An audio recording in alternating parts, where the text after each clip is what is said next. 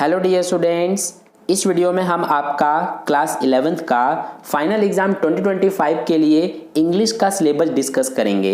यानी कि 2025 में आपका जो फाइनल एग्जाम होने वाला है तो उसमें इंग्लिश में आपको कौन कौन से चैप्टर्स, कौन से पोएम्स, ग्रामर के कौन से टॉपिक्स को आपको करना है, उन सभी के बारे में इस वीडियो में हम डिस्कस करेंगे डिटेल में।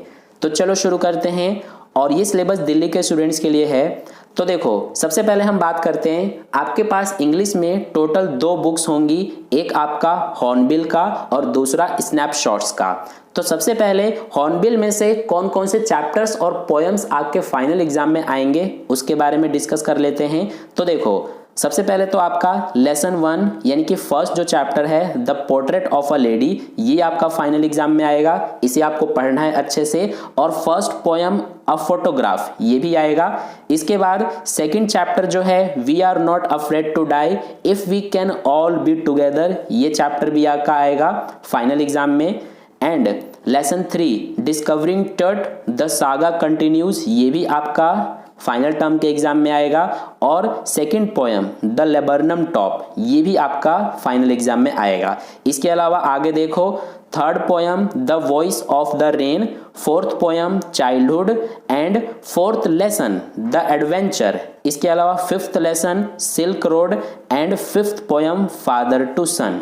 तो ये जितना भी मैंने आपको पोएम और चैप्टर बताए हैं, ये सब आपके फाइनल टर्म के एग्जाम के सिलेबस में है। ठीक है, और ये अभी मैंने आपको सिर्फ हॉर्नबिल वाली बुक में से बताया है। अब बात करते हैं सेकंड बुक जो कि स्नैपशॉट्स की है। तो इसमें से देखो, lesson 1 the summer of the beautiful white horse, ये आपका आएगा।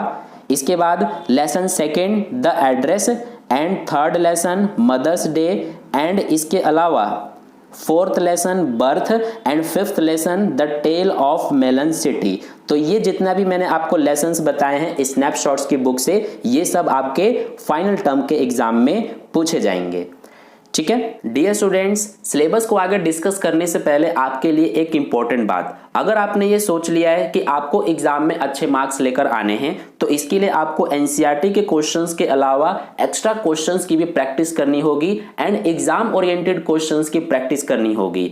तो इसके लिए आप इस बुक की हेल्प ले सकते हो। ये ओसवाल पब्लिकेशन की बुक है। इस बुक में जितने भी टाइप के क्वेश्चंस एग्जाम में आते हैं वे सारे ही टाइप के क्वेश्चंस इस बुक में कवर किया गया है एंड क्वेश्चंस के साथ साथ सॉल्यूशन भी है विद डिटेल एक्सप्लेनेशन।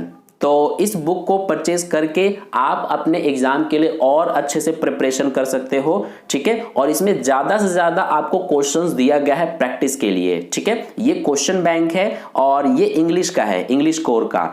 ठीक है, तो इस बुक को परचेज करने का लिंक मैंने आपको इस वीडियो के डिस्क्रिप्शन बॉक्स में दे दिया है। उस लिंक पर क्लिक करके आप इस बुक को परचेज कर सकते हो और अपने एग्जाम के लिए आप और अच्छे से प्रिपरेशन कर सकते हो।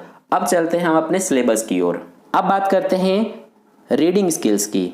तो रीडिंग स्किल्स में देखो, आपके यहाँ पर पैसेज आएंगे। देखो, फर्स्ट पैसेज जो होगा वो आपका फैक्चुअल पैसेज भी हो सकता है, डिस्क्रिप्टिव पैसेज भी हो सकता है एंड लिटरेरी पैसेज भी हो सकता है। तीनों में से कोई सा भी पैसेज आपको दिया जा सकता है। एंड इसके अलावा सेकंड जो पैसेज होगा वो आपका फैक्चुअल पैसेज होगा। एंड इन दोनों जो पैसेज होंगे, फर्स्ट और सेकंड पैसेज, दोनों का वर्ड लिमिट ये आपको दिखाई दे रहा होगा। 600 to 750 वर्ड्स का वर्ड लिमिट रहेगा दोनों ही पैसेज को मिला करके। ठीक है, इसके बाद जो थर्ड होगा आपका वो आपका नोट मेकिंग एंड समराइजेशन का होगा। इसमें आपको समरी लिखनी होगी। ठीक है, और इसमें जो पैसेज होगा उसका वर्ड लिमिट ये रहा 200 to 250 वर्ड्स। ठीक है, तो इतने वर्ड लिमिट का आपको एक पैसेज दिया जाएगा और फिर उसको आपको समराइजेशन करना होगा, उसकी समरी लिखनी होगी। ठीक है, इसके बाद अब बात करते हैं राइटिंग स्किल्स की। तो इसमें देखो, आपको यहाँ पर क्लासिफाइड एडवर्टीजमेंट लिखने के लिए आ सकता है, पोस्टर आ सकता है और इनका वर्ड लिमिट होगा 50 वर्ड्स। ठीक है, ये आपके सिलेबस में है पूरा जो अभी मैंने आपको बताया है, क्लासिफाइड एडवर्टीजमेंट्स, पोस्टर, ये सब। इसके अलावा स्पीच राइटिंग आपका आएगा। इसका वर्ड लिमिट आप देख सकते हो 120 to 150 वर्ड्स का। एंड इसके अलावा डिबेट राइटिंग भी आपका आएगा, इसका वर्ड लिमिट भी सेम है। ठीक है, तो ये हो गया आपका राइटिंग स्किल्स के टॉपिक्स। अब ग्रामर में देखो, ग्रामर में एक तो आपका गैप फिलिंग आएगा, किससे रिलेटेड, टेंसेज एंड क्लॉजेज से रिलेटेड आपका गैप फिलिंग आएगा। इसके अलावा रीऑर्डरिंग ऑफ सेंटेंसेज आएंगे एंड ट्रांसफॉर्मेशन ऑफ सेंटेंसेज भी आएंगे। तो ये आपके ग्रामर के टॉपिक्स हैं, ठीक है, gap filling, reordering of sentences, transformation of sentences.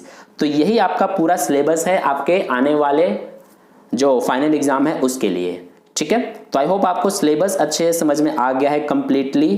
तो वीडियो को एक लाइक कर देना, अपने दोस्तों के साथ भी शेयर कर देना, और अगर आपने चैनल को सब्सक्राइब नहीं किया है तो सब्सक्राइब करके बेल आइकन को प्रेस कर लेना। मिलते हैं फिर नेक्स्ट वीडियो में।